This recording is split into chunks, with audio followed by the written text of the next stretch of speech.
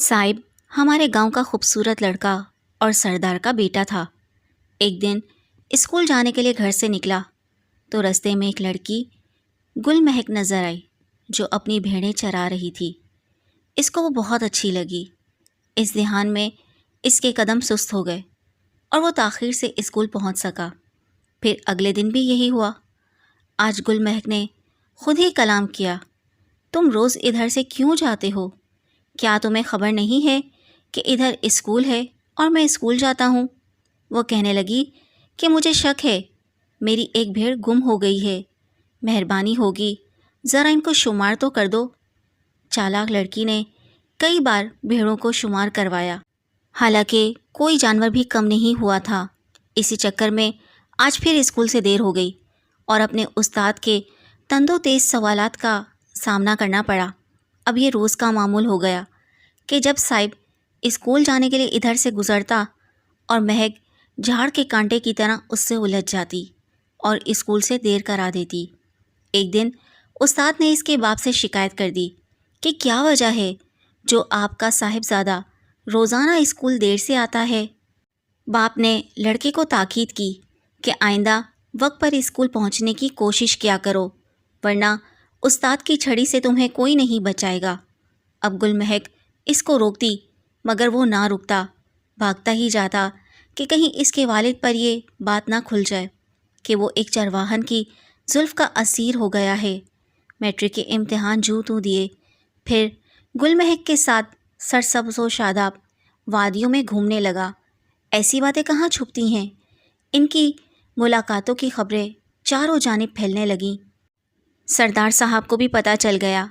उन्होंने लड़की के बाप को बुलाकर तंबी की कि अपनी बेटी को संभालो या घर में बंद रखो, इसकी वजह से हमारी इज्जत खाक में मिल गई है। सरदार से सब खौफ खाते थे। महक के बाप ने बेटी को बुरा भला कहा और इसका घर से बाहर निकलना बंद कर दिया। अगले दिन साहिब इसका इंतज़ार करके लौट आया मगर वो मुलाकात करने नहीं आई। बिलाखिर साहिब को इसकी सहेली का सहारा लेना पड़ा। महविश ने बताया कि इसके बाप को पता चल गया है और उसने महक के घर से निकलने पर पाबंदी लगा दी है। सहेलियाँ ऐसे मामलात में अक्सर बड़ी मददगार साबित होती हैं। महक ने भी इसका सहारा लिया और चोरी चोरी अपने महबूब से मिलने आ गई। साहिब को देखकर वो रोने लगी। बोली कि अब हमारा मिलना नामुमकिन है, क्योंकि यहाँ तो तुम्हारे बाप का हुक्म चलता है। बेहतर है कि हम किसी और शहर को निकल जाएं, वरना एक दूसरे की शक्ल देखने को तरस जाएंगे। जानिसार सहेली ने कहा कि कल फुला वक्त रात को मैं महक को लाऊंगी, तुम भी आ जाना और उसको यहाँ से शहर ले जाना। अगले दिन सहेली ने महक की माँ की मिन्नत की कि इसको जाने की इजाज़त दे दो, मेरे घर में सहेलियों की दावत है। मगर माँ ने इजाज़त ना दी। सहेली चली गई, लेकिन गुल महक को किसी करवट चैन नहीं था। आधी रात को वो इस जगह अकेली चली गई जहाँ साहिब इसका इंतज़ार कर रहा था। दोनों रात की तारीकी में नामालूम सिमत रवाना हो गए। रात भर सफ़र करके सुबह एक गांव पहुंच गए। यहाँ साहिब का दोस्त रहता था। दोस्त के बाप ने अपनी जीप और कुछ आदमी दिए जो इनको आगे मैदानी इलाके में छोड़ आए। यहाँ से दोनों लाहौर अपने दोस्त के घर आए। इसने इनको सिर्फ 2 दिन रखा, फिर अपने एक और दोस्त के घर भेज दिया जो शेखुपुरा में रहता था। उधर सरदार साहब ने तंदही से इन दोनों की तलाश शुरू करवा दी। साथ ही बेटे की फ़ोटो भी अखबार में शाया करवा दी कि जो कोई इसके बारे में बताएगा 50,000 रुपये का इनाम पाएगा। अखबार वहाँ भी आया जहाँ दोनों छुपे हुए थे। साहिब डर गया कि अब इसका दोस्त इसको पुलिस के हवाले कर देगा, मगर उसने ऐसा नहीं किया, बल्कि कहा कि बेहतर है तुम लोग अपना कोई और ठिकाना तलाश कर लो। इसने सियालकोट जाने का इरादा किया। वहाँ इसका मामू रहता था, अब वही इसको पनाह दे सकता था। जो ही वो मोटरसाइकिल पर सवार होकर निकला, एक आदमी ने इसको पहचान लिया, क्योंकि इसके हाथ में अखबार था जिसमें उसकी तस्वीर छपी थी। वो आदमी इसका पीछा करने लगा, ताहम साहिब इसके हाथ ना आया। दूसरे दिन वो फिर मजबूर होकर मामू के घर जाने को निकला। अभी सड़क पर आया ही था कि एक पुलिस वाले ने इसका पीछा शुरू कर दिया। वो दुकान पर ठहर गया। अचानक वहाँ पुलिस की गाड़ी आ गई। साहिब की नज़र इस पर पड़ी तो वो तेज़ी से मोटरसाइकिल को सड़क पर भगाने लगा। पुलिस की गाड़ी इसके पीछे थी। साहिब ने घबरा कर मोटरसाइकिल और भी तेज़ कर दी और आगे से आते हुए ट्रक से जा टकराया। वो ट्रक में उड़कर जा लगा और बेहोश हो गया। लोग जमा हो गए। ताक़ुब में आने वाली गाड़ी भी ठहर गई। ट्रक भी आगे जाकर रुक गया। इसको अस्पताल ले गए मगर वो ख़त्म हो चुका था। यूं एक नौजवान मोहब्बत के अंधे जज्बे पर सरशार हो गया। जब काफ़ी देर वो नहीं लौटा तो दोस्त को तशवीश हुई। इधर गुलमहक भी घबरा गई। दोस्त बाहर निकला और इधर उधर पूछ-गछ की तो लोगों ने बताया कि एक नौजवान का एक्सीडेंट हुआ है जिसको पुलिस ले गई है और मोटरसाइकिल भी साथ ले गए हैं। ये सुनकर वो डर गया कि अब यकीनन लड़की को छुपाने के इल्ज़ाम में वो पकड़ा जाएगा। उसने महक को इसके गांव जाने वाली बस में बिठा दिया। अब गुलमहक के पास इसके सिवा कोई चारा ना रहा था कि वो अजनबियों से भरी दुनिया में दर दर की ठोकरें खाती फिरे या फिर माँ बाप के पास लौट जाए। वो समझदार थी। सोचा मरना तो है, क्यों ना अपने ही घर जाकर मरूं। गैरों के हाथों खिलौना बनने और जलील होने से तो बेहतर है बाप भाई के हाथों इज़्ज़त की मौत मरूं। बस अभी तक लारी अड्डे पर रुकी हुई थी क्योंकि काफ़ी सीटें खाली पड़ी थीं। गुलमहक अफसुर्दा और उदास बैठी थी। रात से उसने कुछ ना खाया था। भूख प्यास से इसका ब्लड प्रेशर लो होता जा रहा था। वो बेहद नकाहत महसूस करने लगी। इसे लगा जैसे वो सीट पर बैठे बैठे बेहोश हो जाएगी। तभी किसी ने होले से पुकारा, क्या बात है बीबी, तुम्हारी तबीयत तो ठीक है? दरअसल दो अफराद बगौर इसकी हरकत व सकनात पर नज़र रखे हुए थे। वो जल्द ही समझ गए कि ये बेआसरा है और किसी परेशानी के तहत तन्हा सफ़र कर रही है। जब एक मर्द ने होले से इसका कंधा थपथपाया तो इसने दिक्कत के साथ अपना झुका हुआ सर उठाकर देखा। इसके हाथ में चंद बिस्किट और चाय की प्याली थी। ये मैं अपने लिए लाया था, इसने कहा। लेकिन जो ही अपनी सीट पर बैठने लगा मुझे महसूस हुआ कि तुम कुछ कमज़ोरी महसूस कर रही हो। क्या सचमुच तुम बीमार हो? मैं बीमार नहीं हूँ। मर्द ने इसरार करके चाय की प्याली और बिस्किट का पैकेट इसके हाथों में थमाया तो वो इनकार ना कर सकी और कप इससे ले लिया। चक्कर थम गए और बेशक इंसान कितना दुखी और गमगीन क्यों ना हो, भूख प्यास की हकीकत अपनी जगह है। एक नीम गरम प्याली और चंद बिस्किट इस वक्त इसे आबे हयात लगी और इसके तन मुर्दा में जैसे खुला सांस आने लगा। इसने पूरी तरह आंखें खोल कर देखा। वही शख्स जिसने चाय लाकर दी थी अपने साथी के हमरा थोड़े से फासले पर इसे अपनी निगरानी करता महसूस हुआ। इसकी नज़रें बार बार खिड़की की जानिब उठ रही थीं। वो चाहती थी कि खाली कब इस शख्स को वापस कर दे। वो अपना पर्स खोलकर पैसे भी निकालने का इरादा कर चुकी थी ताकि बिस्किट के पैकेट और चाय की कीमत भी चुका सके। अजनबी ने भांप लिया, लड़की इसकी मुंतज़िर है। वो खिड़की के करीब आ गया। महक ने कप और 100 का नोट इसकी तरफ बढ़ाया। रहने दो, अपने पर्स में वापस रख दो, मैंने पैसे अदा कर दिए हैं। क्या तुम अकेली सफ़र कर रही हो? इसने सवाल किया। हाँ, महक ने जवाब दिया। वो झूठ नहीं बोल सकती थी। यकीनन जान चुका था कि वो अकेली है। कहाँ जाना है? इसने दूसरा सवाल कर दिया। बिलाखिर पता आखिर बताना ही पड़ा। तुम गलत बस में बैठ गई हो। ये बस इधर को नहीं जाएगी।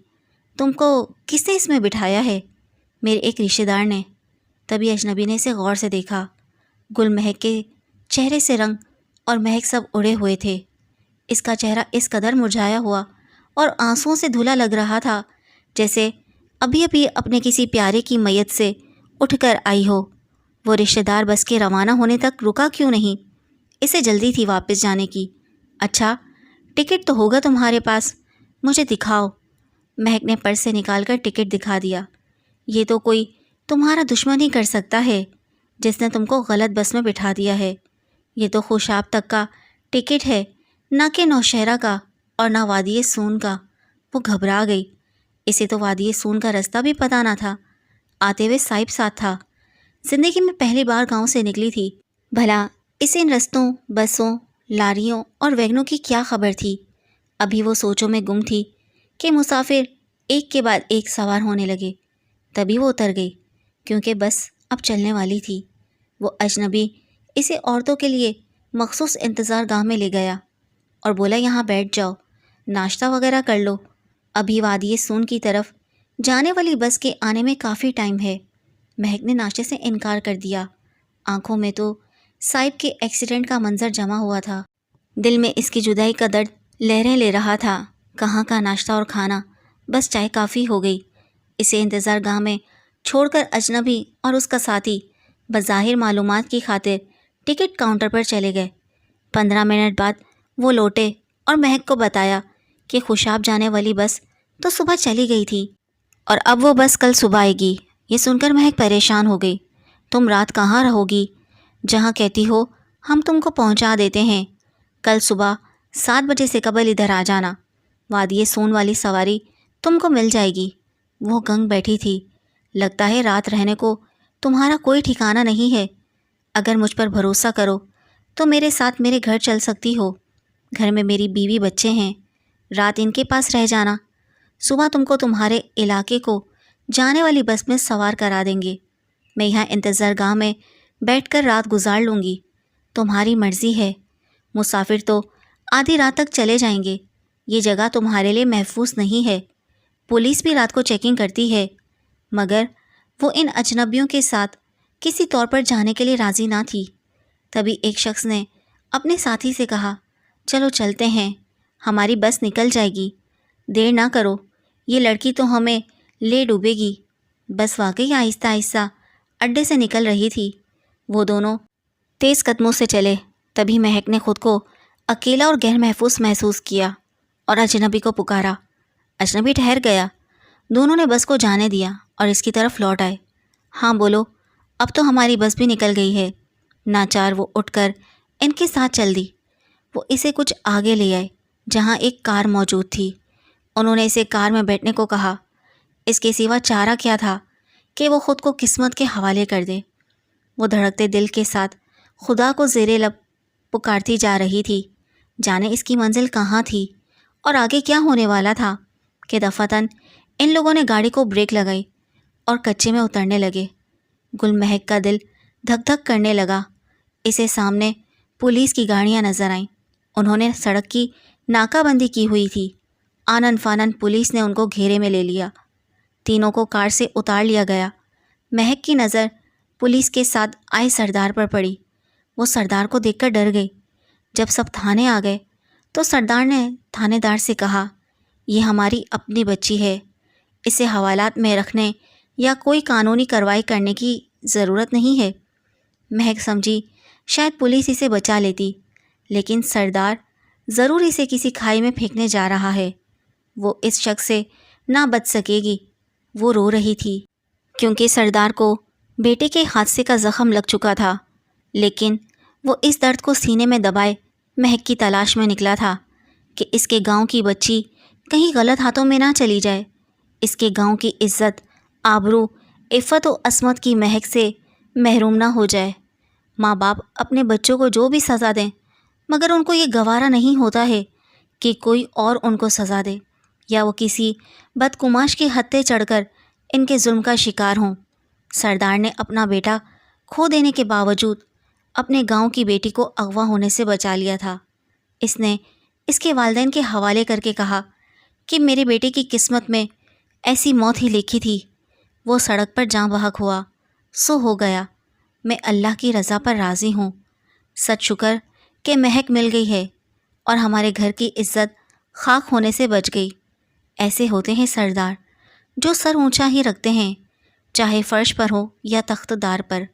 اسی لیے کہا جاتا ہے کہ سر بڑے سرداروں کے، جو حقیقی معنوں میں سردار ہوتے ہیں، ان کے سر عقل ہی نہیں دل بھی بڑے ہوتے ہیں۔